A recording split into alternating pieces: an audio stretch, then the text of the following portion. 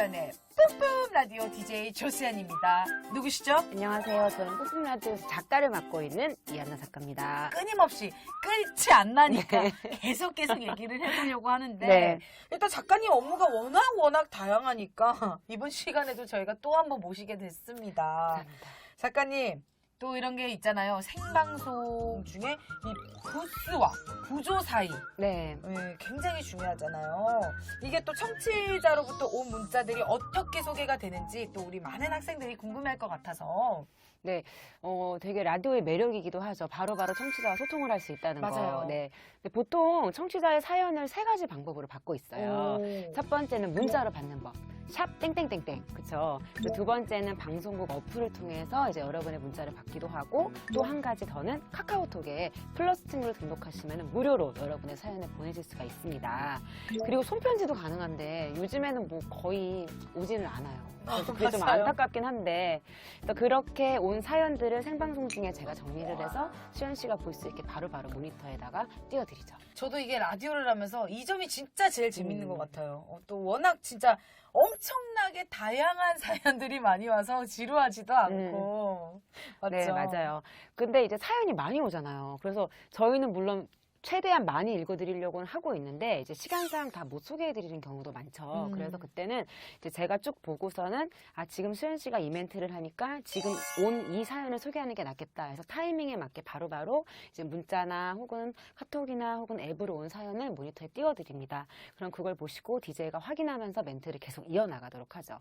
뭐 예를 들어서 퀴즈에 대한 정답이 되는 경우도 굉장히 많아요. 요즘에는 가장 제가 정신이 없을 때가 퀴즈 내서 정답 받을 때인 것 같아요. 가장 참여가 많기 때문에 특히 우리가 지금 하고 있는 4부 코너가 이행시를 갖고 있잖아요. 맞아요. 그것도 굉장히 퀴즈만큼 또 인기가 많아서 이런 것도 이제 또 제가 수연 씨가 다 볼 수가 없기 때문에 좀 정리를 해서 보여드릴 수 있게 조정을 하고 있어요. 네, 그래서 한번 아마 저를 통해서 한번 편집된 거를 수연 씨가 보고 방송을 진행한다고 생각하시면 될 것 같아요. 맞아요. 근데 진짜 한 번 들으시는 분들은 사실 매일 라디오를 들으시게 네네. 되잖아요. 그래서 이제는 진짜 가족 같다. 그리고 이름을 다 외우고 있더라고요. 그죠? 네, 진짜 이제는 뭐 수연 씨도 딱 외우고 그리고 수연 씨는 진짜 소통의 DJ인 게 만약에 누가 안 들어왔다 그러면 그걸 기억해놨다가 그분께 따로 카톡으로 연락을 하세요. 요즘에 안 들어오시죠? 네, 무슨 뭐 일 하시는 있으신가요? 거죠? 이렇게.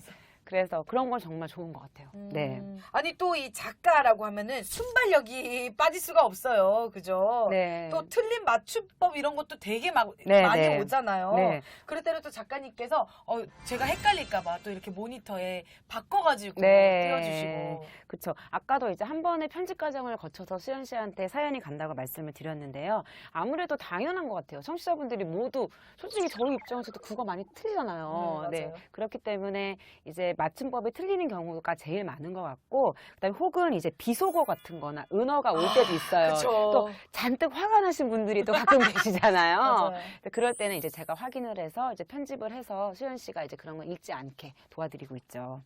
그래서 저는 이렇게 비속어나 은어나 맞춤법을 잘 알려면은 작가는 평소에 국어 공부를 굉장히 많이 해야 될 것 같아요. 그래서 물론 국어라는 게 맞춤법에 국한된 건 아니지만 그래도 작가인 직업을 선택을 하려면은 그런 작문을 또 많이 하면서 문장을 부드럽게 연결하는 것도 배우고 또 이제 정확한 규칙을 알아야 되지 않을까 싶습니다. 맞아요. 근데 또 장문 이야기가 나서 그런데 사실 수요의 코너 같은 경우는 청취자의 사연을 각색해서 저와 이제 게스트가 함께 꽁트 같은 거를 하잖아요.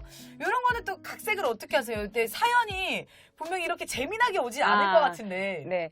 이제 사연이 오면은 이제 제가 거기다가 상상을 하면서 이제 살을 붙이는 거죠. 그래서 우선은 구체적으로 바꾸는 게 가장 먼저 필요해요. 청취자분 입장에서는 제가 뭘 했어요 라고만 보내시지 어디서 어떻게 무엇을 했느냐는 잘 안 보내주시는 경우가 많아요. 그러면은 제가 청취자가 이쯤 요렇게 했겠다라고 생각을 해서 이제 각색을 하든가 아니면은 전화로 따로 여쭤보기도 해요. 제가 이제 꽁트를 쓸 건데 요렇게 쓰면 될까요? 라고 여쭤보고 여쭤보기도 하고 이제 그런 과정을 통해서 구체화시키는 작업이 가장 먼저 필요하고요. 그 다음에는 등장인물의 성격이 잘 드러나야 될 것 같아요. 꽁트 안에서 그냥 밋밋하면 재미가 없잖아요. 맞아요. 좀 더 극적이고 MSG라고 하죠. 살짝 쳐가지고 조금 더 캐릭터가 잘 드러나게 하는 작업이 필요한 것 같습니다. 예를 들면은 예전에 어떤 분 수전시도 기억하실 거예요.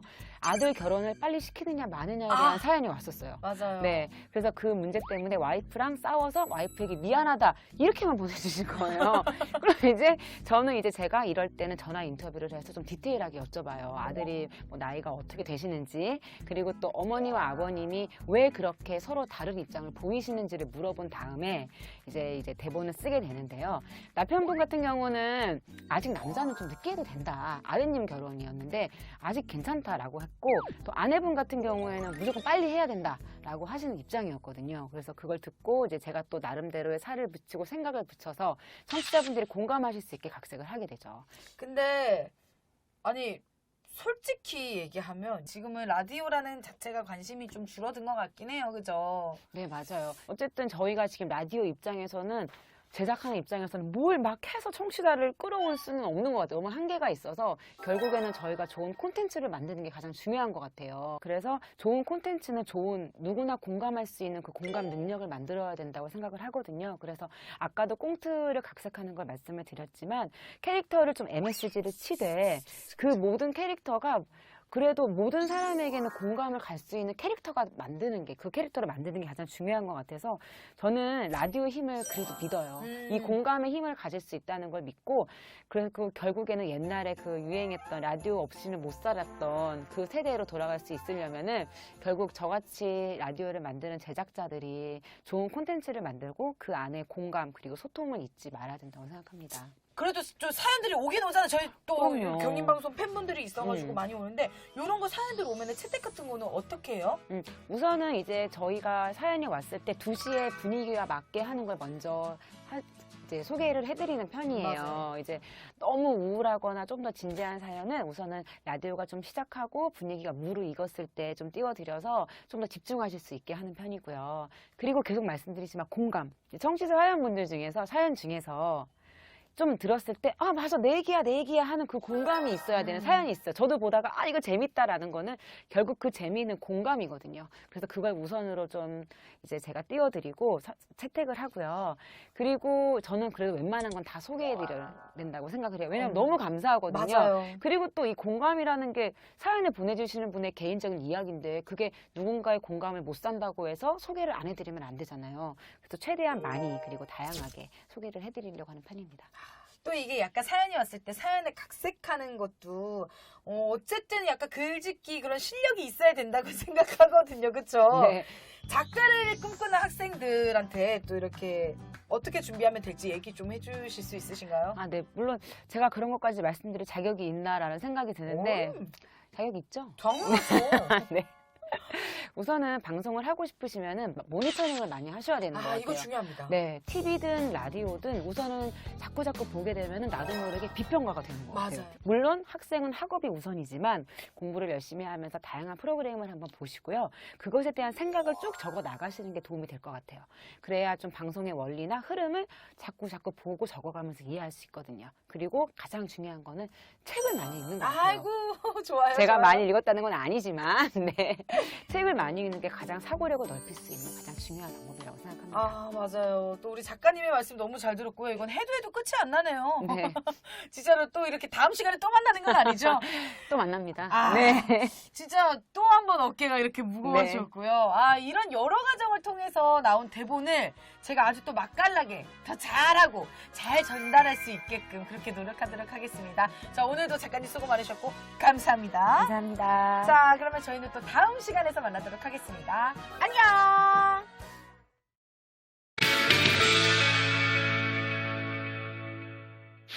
자, 안녕하세요. 안녕하세요. 오늘은 라디오 방송 프로그램 제작하기 벌써 7번째 시간입니다. 자, 오늘은요, 라디오 프로그램을 만들어주시는 또 한 명의 아주 중요한 분을 모셨습니다. 없어선 안 될 분이죠. 바로 우리 기술 감독님입니다. 안녕하세요. 안녕하세요. 기술감독 홍순규입니다. 라디오 하면은 또 이분을 빼놓을 수가 수가 없잖아요. 네, 아무리 멘트를 저희가 막 열심히 해도요. 우리 감독님 안 계시면 저희 지금 방송이 안 나가요. 송출될 수가 없습니다. 그래서 우리 학생들이 너무 궁금해할 거예요. 이 기술 감독님은 어떤 일을 하시나 엄청나게 궁금해하실 것 같은데 어떤 일을 하시나요? 네, 저는 방송이 FM 90.7MHz를 통해 청취자들에게 잘 전달될 수 있도록 하는 기술의 전반적인 과정을 맡고 있습니다. 오, 그 과정을 간단히 설명하자면 스튜디오에는 DJ와 게스트가 있죠. 그쵸? 이들의 이야기가 마이크를 통해 나오는데요. 마이크를 통한 이야기가 조정실에 있는 믹싱 콘솔을 통해 밸런스를 맞춰 나가도록 하는 겁니다. 믹싱 콘솔이요? 그게 뭔지 좀 정확히 좀 얘기 좀 해주세요. 믹싱 콘솔은 오디오 믹서의 일종입니다. 아, 믹싱 콘솔은 프리앰프의 일종으로 콘솔, 믹서, 데스크, 보드, AMU 등 여러 가지 명칭으로 불리지만 하는 일은 간단합니다. 마이크와 라인 악기 등 각기 다른 종류의 신호를 받아서 적재적소로 원하는 곳으로 보내주는 역할을 합니다. 콘솔, 믹서, 믹싱 콘솔 혹은 데스크라고 불리는 이 기기의 역할은 이름처럼 단순합니다. 늘 대부분의 답에 대한 중요한 내용은 문제 자체에 있는 것처럼 믹서, 즉 소리를 섞는 것입니다. 아하. 좀 더 정확하게 말하면 1번 채널에는 보컬, 2번 채널에는 베이스 기타, 3번에는 피아노, 4번에는 기타, 5번에는 키보드, 건반, 6번에는 드럼 등등 이렇게 개별로 녹음된 악기들을 듣기 좋은 밸런스 및 음색, 그리고 공간감 등을 조절하여 원하는 곳으로 내보낼 수 있는 것입니다. 녹음 스튜디오에서는 녹음 후에 이러한 작업을 믹싱이라고 불립니다. 그렇군요. 사실 이게 또 방송을 하면서 이런 거를 또 자세히 몰랐던 것 같거든요. 조금만 더 자세하게 좀 설명 좀 해주실 수 있으실까요? 네, 콘솔을 통해 출력되는 시그널 및 음악을 방송 기준의 레벨과 밸런스를 맞추어 방송으로 송출되게 하는 거죠. 아, 저는 지금 2시부터 4시까지, 6시부터 8시까지 생방송 2개의 프로그램을 진행하고 있어요.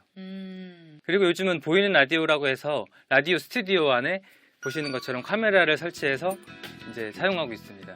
저희는 캠코더 3대를 설치해서 청취자분들이 스튜디오 안을 직접 볼 수 있게 준비를 합니다. 이 캠코더를 통해 찍은 화면은 유튜브, 앱, 그리고 홈페이지를 통해서 전송이 되고요.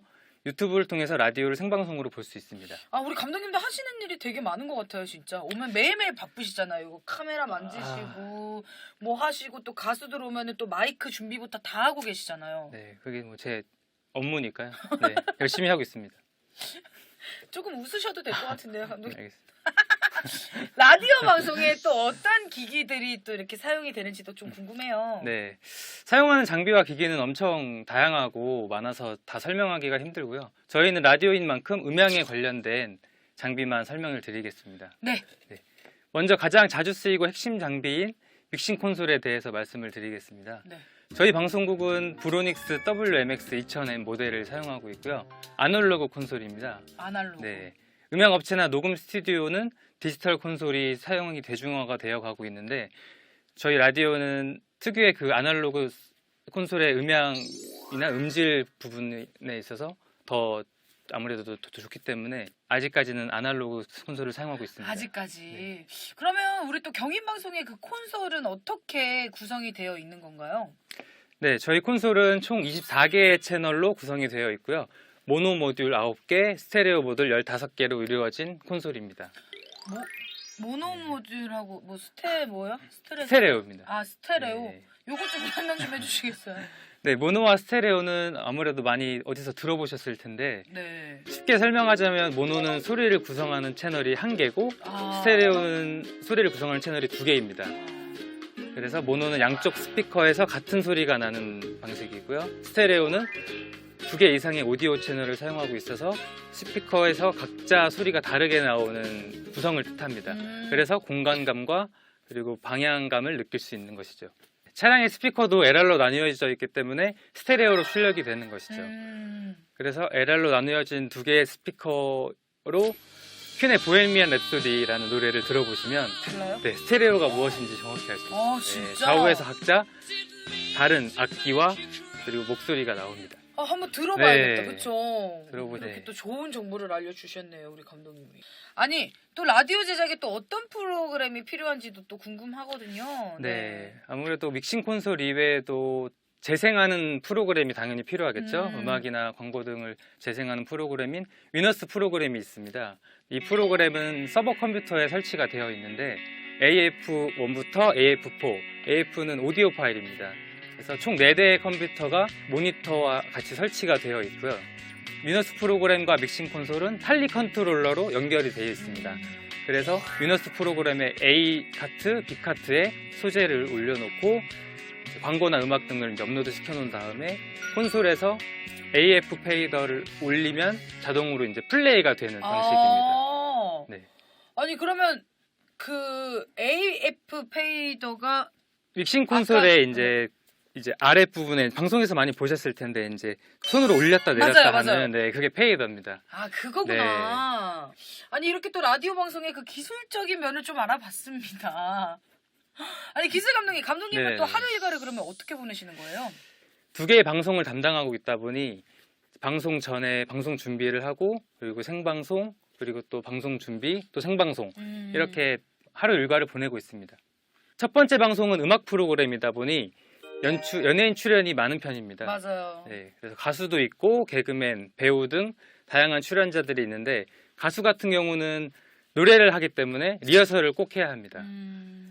가수와 기술 감독 간의 약속 같은 거랄까요? 그래서 이제 미리 손발을 이제 맞춰 놓아야 생방 때 네, 사실 좋은 없으니까. 라이브를 청취자들에게 들려줄 수 있는 것이죠. 시사 프로그램은 이제 첫 번째 방송과는 다르게 음악이 많지 않고 뭐 가수나 이런 노래를 하는 부분이 없기 때문에 시사 평론가나 정치인들이 뭐 전화 연결이나 출연이 보통 많은 편입니다. 정말요? 네, 그래서 이제 방송하기 전에 전화 연결 상태나 그리고 마이크 테스트 이렇게는 필수로 지금 하고 있습니다. 이렇게 사전 테스트를 마치고 생방을 시작해서 또 이제 집중해서 또 방송을 잘 마치면 또 제 하루 일과는 끝이 납니다. 야. 아니 또 그런 것도 궁금했어요. 저희가 이제 도중에 생방 도중에 전화 연결 같은 거를 가끔 하잖아요. 네, 네. 그런 거는 또 어떻게 되는 건지 너무 아. 궁금했거든요. 네, 저 같은 경우도 이제 방송을 해보기 전에는 전화 연결을 어떻게 하는 건지 굉장히 궁금했었어요. 근데 막상 이제 방송국에 와서 일을 해보니 굉장히 간단한 원리더라고요. 연결고리를 먼저 설명해드리자면 유선 전화기가 있고 그다음에 이제 텔 하이브리드 장비, 이제 전화 연결하는 장비입니다. 그리고 이제 믹싱 콘솔 이렇게 연결이 되어 있습니다.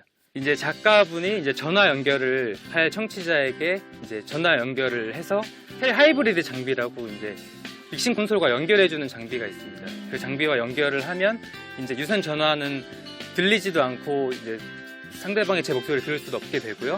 이제 텔 하이브리드 장비와 이제 콘솔만 연결이 돼서 방송 소리를 청취자가 이제 전화로 들을 수 있게 되고 그리고 스튜디오에서 나오는 소리를 또 청취자가 들을 수 있게 되는 겁니다. 아이고 세상에. 진짜 아니 하시는 일이 되게 많으세요. 아, 감사합니다. 아니 항상 오면 매일매일 바쁘셔가지고 안 앉아 계시고 저거 할 때만 앉아 계시더라고요. 네. 자 오늘은 또 라디오 프로그램 만드는데 기술 감독님께서 어떤 역할을 하는지를 또 알아보았습니다. 네, 항상 뭐 하던 업무였지만 조정실에 있다가 막상 스튜디오에 들어와서 이렇게 얘기를 해보니 얼마나 수현 씨가 참 대단한 어머. 일을 하고 있는지 네, 그러세요. 새삼 느껴지는 계기가 되었습니다. 네. 자 오늘 또 우리 학생들이 이 라디오 현장에서 기술 감독의 역할이 무엇인지 좀 흥미롭게 알았던 것 같아가지고 저도 이렇게 또 뿌듯하고 또 이렇게 알려줘서 너무 좋네요. 네 너무 감사하고요. 네, 감사합니다. 저희 화이팅 한번 외칠까요? 네. 하나 둘 셋. 파이팅!